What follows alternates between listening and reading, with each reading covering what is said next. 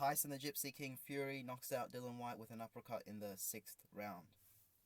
So, it was interesting to see Dillian Whyte come in southpaw, because a few of us actually thought that maybe Fury was going to come in southpaw because what we saw in the training footage, but that wasn't the case.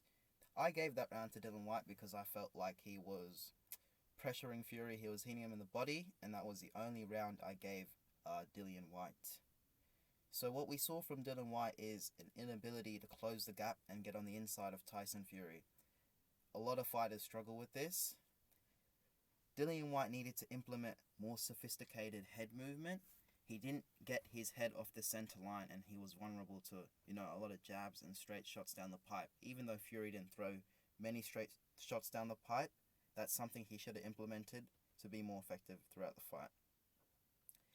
So yeah, Dillian Whyte is very, very, very vulnerable to the uppercut.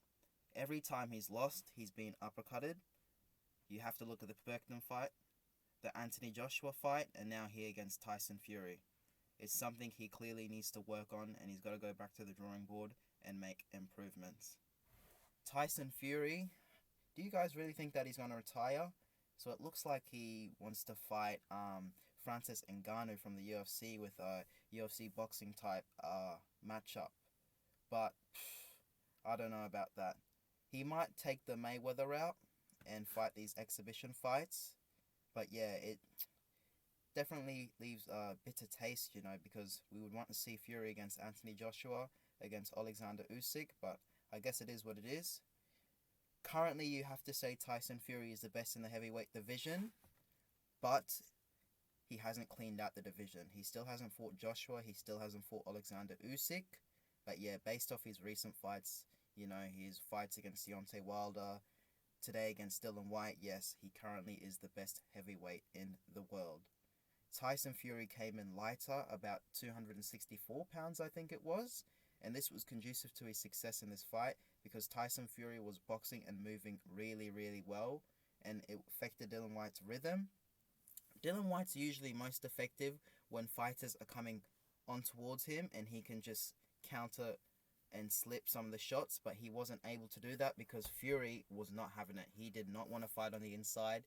Fury is very, very good because he's able to make adjustments. It's very important at the elite level of boxing for these boxers to be able to make adjustments. We saw in the Wilder fight, he fought on the inside because Wilder is most vulnerable on the inside, and today against Dillian Whyte, he fought on the outside and he got the knockout. So credit to Tyson Fury for a well-fought victory. Yeah, so Dillian Whyte just did not get his head off the center line. You need to have a sophisticated approach, when navigating against Tyson Fury, because Tyson Fury is a very skilled fighter, so you need to come with something exceptional to be able to beat him. Dillian Whyte is just not Derek Chisora. I've seen a lot of people before the fight saying, oh, Dillian Whyte is just another Derek Chisora.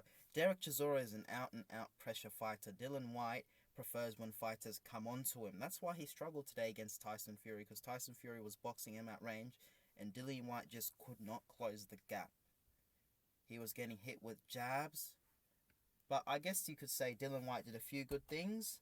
He was hitting Tyson Fury to the body, which I thought might have paid dividends in the later rounds, but obviously the fight did not go to the championship rounds. But yeah, he was hitting Tyson Fury to the body, but I'd only give him the first round because all the other rounds, Tyson Fury was clearly outboxing Dillian Whyte. Dillian Whyte did what he could, considering his skill set, but he just wasn't quite good enough to defeat the Gypsy King Tyson Fury. So where does Dillian Whyte go from here, guys? Is he going to retire potentially? I'm not sure about that. Maybe he's going to fight different guys. Could he fight Joseph Parker again? Maybe Derek Chisora? I'm not really sure anyone's interested in seeing, that matchup. It's a little bit boring, Maybe we need to see Dillian Whyte in with a few guys we haven't seen him before, but who else could Dillian Whyte really fight? I guess no, they are fights out there. He could fight Deontay Wilder, but we don't know what Wilder's going to do at the moment, because Wilder also might retire. He could fight Luis Ortiz, but it seems as if Luis Ortiz is going to fight Andy Ruiz. So, he might have to wait till the right fight comes. I think Joy Joyce might be available, so that might be a good option for Dillian Whyte.